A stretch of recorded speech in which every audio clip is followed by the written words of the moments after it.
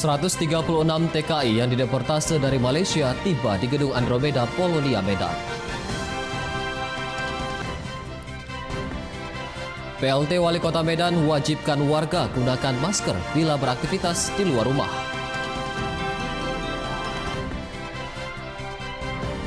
Narapidana di Lapas Kota Tebing Tinggi memproduksi masker untuk kebutuhan penghuni lapas. Halo pemirsa, senang sekali kami dapat kembali hadir di hadapan Anda dalam program Wajah Sumut edisi Jumat 10 April 2020. Selain 3 berita utama tadi, kami juga telah menyiapkan informasi menarik lainnya selama 30 menit ke depan. Bersama saya, Dana Pangaribuan, inilah Wajah Sumut selengkapnya.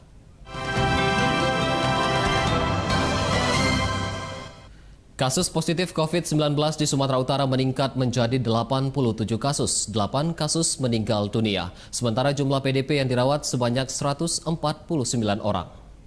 Pada masa tanggap darurat COVID-19 ini, data tersebut dikonfirmasi oleh Gugus Tugas Percepatan Penanganan COVID-19 Sumatera Utara pertanggal 9 April 2020 pukul 17 waktu Indonesia Barat. Pasien positif COVID-19 mencapai 87 kasus, 8 diantaranya meninggal dunia. Dari 87 kasus positif, 55 dinyatakan positif dari pemeriksaan PCR, sedangkan 32 lainnya terkonfirmasi menggunakan rapid test. Sementara jumlah PDP yang dirawat sebanyak 149 orang.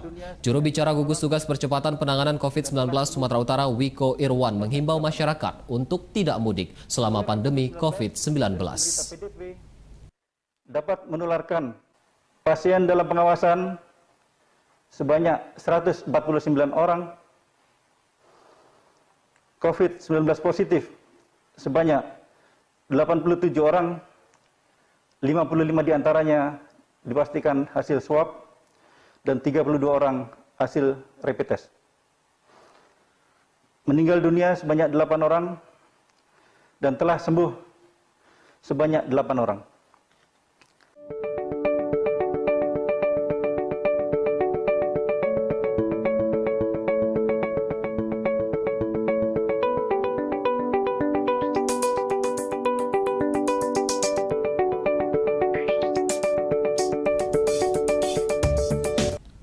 Sebanyak 136 TKI yang dipulangkan dari Malaysia pada gelombang kedua tiba di lokasi karantina sementara Gedung Andromeda Polonia, Kota Medan.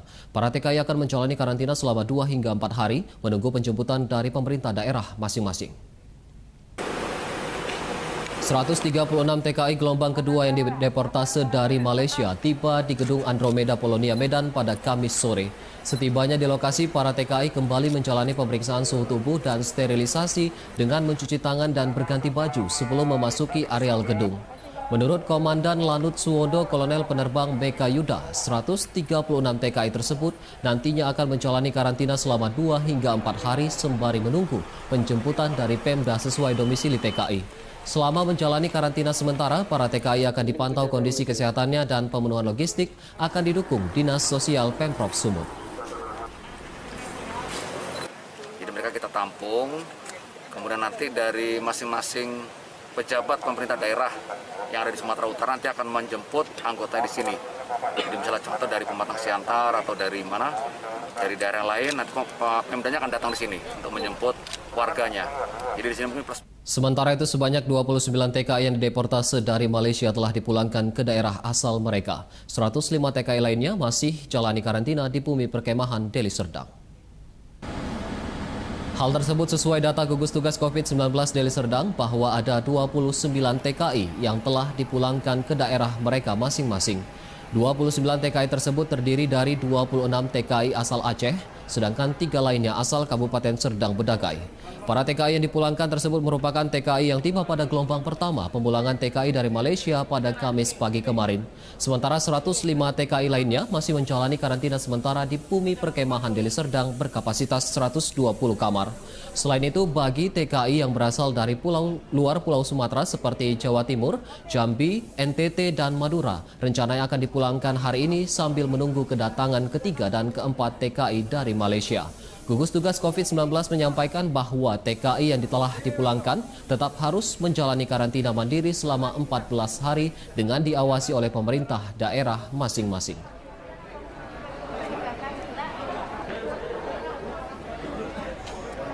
Sebanyak 12 orang petugas medis Rumah Sakit Zulham Kota Binjai harus menjalani isolasi mandiri usai merawat seorang pasien PDP COVID-19 asal Kabupaten Langkat yang tidak menjalani karantina.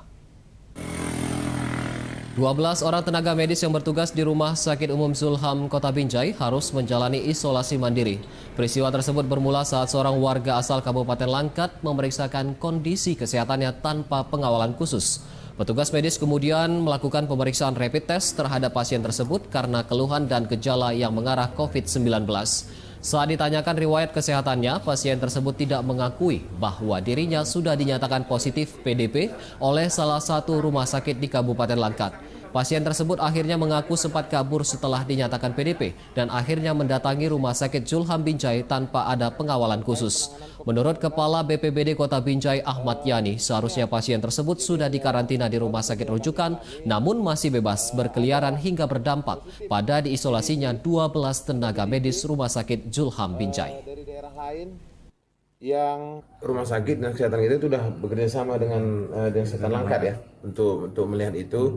Keluarga mereka yang ikut mendampingi sini juga sudah diisolasi sampai menunggu penjemputan. Nah, untuk 12 tenaga medis kita ya Bang, yang terpapar ini, diduga terpapar, itu isolasi mandiri atau isolasi karantina Bang? Mandiri sebenarnya. Mengantisipasi penyebaran virus corona, warga lingkungan Puyuh Percut Setuan melakukan penutupan akses jalan secara mandiri di 9 akses jalan masuk menuju permukiman warga.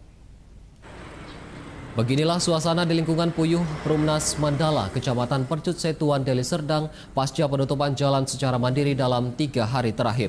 Warga menutup 9 dari 10 akses jalan masuk menuju permukiman guna mencegah penyebaran virus corona. Selain menutup jalan, warga lingkungan Puyuh juga tidak mengizinkan warga luar masuk ke lingkungan mereka dengan dijaga secara bergantian. Penutupan akses jalan mandiri akan diberlakukan hingga waktu yang belum ditentukan, menyesuaikan dengan kondisi pandemi COVID-19. Untuk mengantisipasi dan menjaga supaya tidak menyebarnya virus corona ini. Karena kami pun semuanya menutup akses, bukan satu ini aja, ada 10 titik yang kami tutup untuk mengantisipasi rebaknya virus corona ini. Untuk menjagalah supaya masyarakat khususnya di lingkungan Puyuh ini dan sekitarnya lah, kalau bisa Perumnas Mandala saling membantulah supaya jangan merebaknya virus corona. Akan hadir informasi mengenai PLT Wali Kota Medan wajibkan warga gunakan masker bila beraktivitas di luar rumah. Tetaplah bersama kami.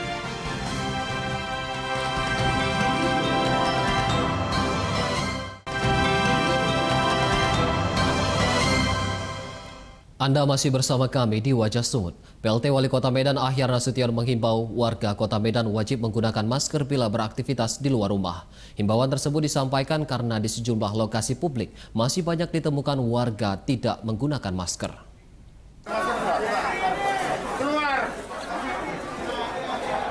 Pelaksana tugas Wali Kota Medan menegur pedagang dan pengunjung pasar yang tak memakai masker di pusat pasar Kota Medan.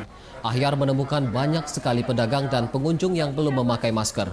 Beberapa dari mereka langsung ditegur dan bahkan ada yang diusir keluar dari pasar dan hanya pengunjung yang memakai masker yang diizinkan berbelanja di pasar tersebut. Menurut Ahyar, pedagang dan pengunjung pasar yang tidak pakai masker dinilai mengabaikan keselamatan diri maupun masyarakat di sekitar mereka. Menindaklanjuti instruksi gugus tugas penanganan COVID-19, pemerintah kota memastikan seluruh warga wajib memakai masker. Langkah ini ditempuh sebagai upaya pencegahan penyebaran virus corona di Kota Medan yang saat ini sudah berstatus zona merah. Ahyar menegaskan tiap masyarakat yang hendak beraktivitas di luar rumah wajib memakai masker. Tiap orang dilarang keluar rumah jika tidak memakai masker. Iya. Sip, mantap Bang. Tidak boleh dia keluar dari rumahnya kalau tidak pakai masker. Siapapun dia. Bukan di pasar, di wilayah Kota Medan. Siapapun dia tidak menggunakan masker, dia tidak boleh keluar dari rumahnya. Itu dia. Instruksi. Berarti wajib nih Pak ya? Wajib semuanya pakai masker. Sejumlah toko di Pasar Sagumpal Bonang mulai tidak beroperasi. Sebagian pemilik toko lebih memilih menutup usahanya sementara waktu meskipun belum ada himbauan dari pemerintah untuk menutup usaha mereka. Beginilah suasana pertokoan di Pasar Sagumpal Bonang. Sejumlah toko di lokasi tersebut memilih untuk menutup usahanya meskipun ada beberapa toko yang masih terlihat buka. Sementara aktivitas di Pasar Sagumpal Bonang juga terlihat sepi. Sebelum pandemi COVID-19 merebak, pasar ini selalu ramai dikunjungi pembeli.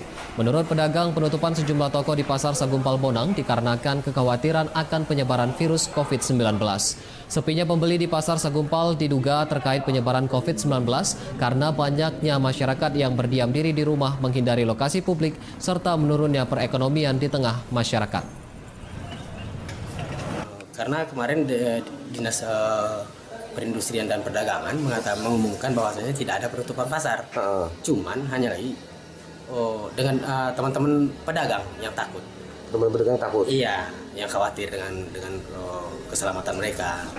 Pandemi COVID-19 berdampak pada penutupan operasional puluhan hotel di Kota Medan. Akibatnya ribuan pekerja hotel terpaksa dirumahkan untuk sementara waktu. Hal tersebut terlihat di puluhan hotel berbintang 5 dan bintang 3 yang terpaksa berhenti beroperasi selama pandemi COVID-19 guna mencegah penyebaran virus corona. Berdasarkan data Perhimpunan Hotel dan Restoran Indonesia Sumatera Utara, terhitung sejak 1 April lalu, sebanyak 24 hotel di Kota Medan tidak lagi beroperasi atau tutup. Akibatnya sebanyak 3.000-an karyawan dan pekerja hotel kini dirumahkan. Ketua PHRI Sumut Deni S. Wardana mengungkapkan, jika hal ini berlanjut hingga melewati batas waktu tanggap COVID-19 31 Mei mendatang, akan berpotensi pada penutupan hotel yang berimbas pada pemutusan hubungan kerja terhadap karyawan. Kalau hotel yang menyatakan resmi ditutup itu udah 24 hotel. Kalau rata-rata kita bilang itu satu hotel itu ada 100 kamar aja berarti sekitar ya mungkin di angka 2.000-an sampai 3.000-an orang yang dirumahkan. Sampai saat ini belum ada yang menyatakan untuk di PHK-kan. Kalau ini berlangsung lama, ya kondisinya kita bisa jadi Kita beralih ke berita lain, sejumlah rumah warga di Medan Petisah, Kota Medan mengalami kerusakan diduga akibat proyek pembangunan rumah sakit. Atas kerusakan tersebut, warga mengajukan protes dan menuntut ganti rugi. Mereka tidak ada pasang jaring, sama sekali. Beginilah kondisi sejumlah rumah warga yang berdiri bersebelahan dengan proyek pembangunan rumah sakit swasta di Jalan Mojopahit, lingkungan 6, Kecamatan Medan Petisah. Rumah warga mengalami kerusakan seperti retak pada bagian dinding, lantai, bahkan plafon rumah ikut rusak. Diduga akibat getaran yang ditimbulkan alat berat saat penanaman pondasi gedung dari lokasi proyek pembangunan. Proyek bangunan gedung setinggi 27 lantai ini diketahui akan dibangun menjadi rumah sakit swasta dan sudah berjalan hampir selama 2 tahun. Warga yang bermukim di sekitar proyek juga mengeluhkan tidak adanya jaringan pengaman yang dipasang di sekeliling gedung untuk mengantisipasi material bangunan yang jatuh menimpa permukiman warga. Melalui kuasa hukum, warga menuntut pertanggungjawaban atas kerusakan yang ditimbulkan dari proyek tersebut. Satu bangunan ini semuanya hampir semua di sini rata semua rusak rumah di lingkungan ini, tetapi yang melaporkan ke kami ada 10 warga yang memberi kuasa kepada kami. Tapi hampir semua retak semua di sini, sehingga warga di sini merasa sangat resah dan sudah sangat terganggu. Tuntutan warga sendiri? Ada indikasi kemungkinan mereka sengaja menjatuhkan barang-barang supaya rumah warga. Bupati Tapanuli Utara Nixon Nababan akan menggelontorkan dana senilai 45 miliar untuk penanganan virus corona. Alokasi pembiayaan diputuskan setelah melakukan refocusing dan realokasi anggaran pendapatan dan belanja daerah. Alokasi anggaran diambil dari biaya perjalanan dinas dan bimbingan teknis senilai 20 miliar, anggaran rumah sakit yang direfocusing, serta dana alokasi umum yang mencapai 25 miliar rupiah. Anggaran tersebut nantinya digunakan untuk percepatan penanganan penyebaran COVID-19, diantaranya memberikan intensif kepada tim medis yang berada di rumah sakit dan juga tenaga medis yang berada di puskesmas. Selain itu, dana tersebut juga diperuntukkan untuk menyalurkan bantuan kepada masyarakat yang direncanakan dalam bentuk bantuan tunai bagi masyarakat terdampak COVID-19. Kepada satuan tugas yang di Dinas Kesehatan, ya, termasuk bidan, karena mereka langsung yang bersentuhan di desa-desa untuk memeriksa masyarakat apakah yang Akibat dampak virus corona, seluruh jadwal dan tahapan pilkada serentak yang telah tertuang dalam peraturan KPU akhirnya dirubah. Salah satunya dengan pembekuan kerja petugas PPK dan PPS di daerah yang akan melaksanakan pilkada serentak. Merebaknya virus corona di sejumlah daerah berdampak pada semua tahapan pilkada serentak yang seharusnya akan dilaksanakan pada 23 September mendatang. Di Kota Binjai, Komisi Pemilihan Umum merubah jam kerja para pegawainya. Semua pegawai dan staf KPU mengalami perubahan jadwal dinas dengan sistem piket serta prosedur bekerja dari rumah. Saat ini seharusnya tahapan KPU adalah melantik seluruh petugas yang terpilih, baik di tingkat kecamatan hingga kelurahan, namun karena pandemi COVID-19, seluruh agenda mengalami perubahan. Sesuai dengan surat edaran dari KPU Pusat, seluruh petugas di tingkat kecamatan dan kelurahan dibekukan hingga ada keputusan resmi lanjutan. Menurut Komisioner KPU Robi Effendi, keputusan tersebut diambil sesuai dengan surat edaran KPU Republik Indonesia di tengah pandemi COVID-19. Tim kerja piket, jadi tidak semua harus hadir di kantor, sebagian besar bekerja dari rumah. Kebetulan untuk PPS, KPU Kota Binjai memang belum melakukan pelantikan. Sedangkan untuk PPK, atas instruksi KPU RI memang kita bekukan masa kerjanya, namun tetap membayarkan. Usai jeda kami kembali dengan informasi mengenai narapidana di Lapas Kota Tebing Tinggi memproduksi masker untuk kebutuhan penghuni lapas. Tetaplah bersama kami.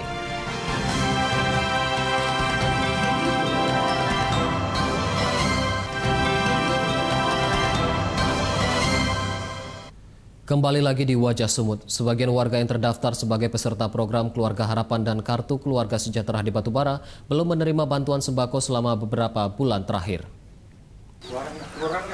Seperti yang dialami sejumlah peserta program Keluarga Harapan dan Kartu Keluarga Sejahtera di Kecamatan 50 Batubara yang mengaku tidak dapat menebus paket sembako di e-warung yang telah ditetapkan karena saldo yang dimiliki nol.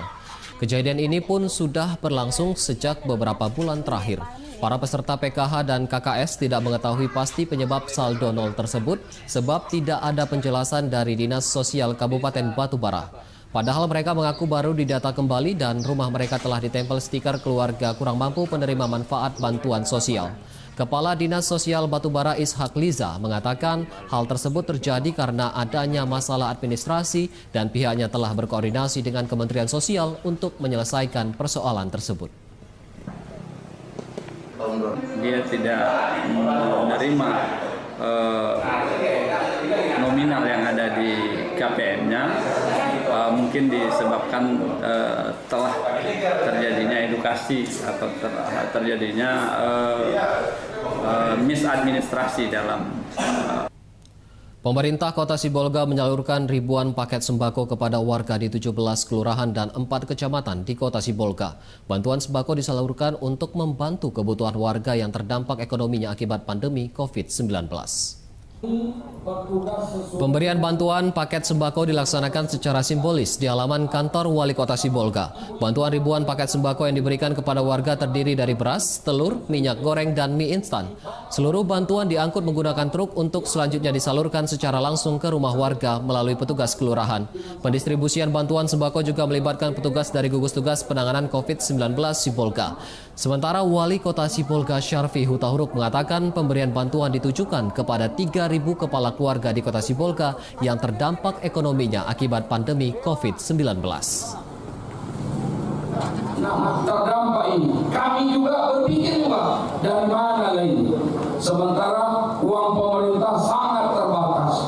Kami coba pancing sedikit, kemudian dengan para pejabat ini memotong gajinya, kemudian komunitas warga Tionghoa yang tergabung dalam Persamuhan Umat Buddha Vihara Budi Abadi bersama Muspika Lubuk Pakam membagikan ratusan nasi bungkus kepada pengemudi becak dan ojek online. Kegiatan sosial ini dilaksanakan untuk meringankan beban warga akibat dampak pandemi COVID-19 di Deli Serdang. Pembagian ratusan nasi bungkus dilakukan di sejumlah titik jalan protokol di Kota Lubuk Pakam mulai dari Jalan Sutomo hingga persimpangan Jalan Imam Bonjol. Hal ini dilakukan sebagai bentuk solidaritas antar sesama karena pandemi COVID-19 berdampak langsung pada pendapatan pengemudi becak dan ojek online. Menurut salah seorang perwakilan dari komunitas warga Tionghoa dari Persamuhan Umat Buddha Vihara Budi Abadi, Timbul Kusnadi, kegiatan sosial ini sudah berlangsung selama 3 hari dengan pemberian bantuan yang berbeda. Rencananya aksi sosial ini akan terus dilakukan hingga penyebaran COVID-19 dinyatakan hilang di Deli Serdang. Kita sudah melakukan 3 hari berturut-turut penyemprotan disinfektan di daerah pemukiman, dan hari ini kita lakukan penyemprotan terhadap abang-abang becak dan sekaligus pembagian kasih kepada masyarakat yang kurang mampu, khususnya. Pemirsa, untuk mengatasi kelangkaan masker yang terjadi di tengah pandemi COVID-19, para narapidana di Lembaga Pemasyarakatan Kelas 2B Kota Tebing Tinggi memproduksi masker secara mandiri untuk memenuhi kebutuhan penghuni lapas. Kegiatan pembuatan masker dilakukan di Bengkel Pembinaan Kemandirian Lapas Kelas 2B Kota Tebing Tinggi dengan melibatkan beberapa orang narapidana yang memiliki keahlian menjahit. Dalam sehari, para narapidana ini dapat menghasilkan 100 lembar masker yang terbuat dari bahan kain lapis 2. Kepala Seksi Administrasi Lapas Kelas 2B Kota Tebing Tinggi, Leo Panjaitan, mengatakan hal ini dilakukan untuk memenuhi kebutuhan masker para penghuni lapas. Rencananya jika jumlah produksi masker berlebih, maka akan dibagikan kepada warga di sekitar lapas. Sebelumnya, pemerintah telah mengimbau seluruh warga agar menggunakan masker saat berada di luar ruangan untuk mencegah penyebaran COVID-19. Masker yang dianjurkan adalah masker kain untuk warga yang sehat, masker bedah untuk warga yang sakit dan tim medis, serta masker N95 untuk tim medis yang menangani langsung pasien COVID-19. Kegiatan pembinaan kemandirian di Lembaga Pemasyarakatan Kelas 2B Tebing Tinggi, di mana saat ini merebaknya virus COVID-19 di luar, dan juga termasuk salah satu bagian daripada pencegahan yang kita lakukan di sini adalah membuat masker. Mengingat saat ini di luar sudah sangat sulit kita menemukan masker. Dan informasi tersebut sekaligus menjadi penutup Wajah Sumut edisi hari ini. Saya Dana Pangaribuan beserta kru yang bertugas mengucapkan terima kasih. Tetap terapkan pola hidup sehat dan jangan lupa untuk selalu memakai masker jika beraktivitas di luar rumah. Sampai jumpa.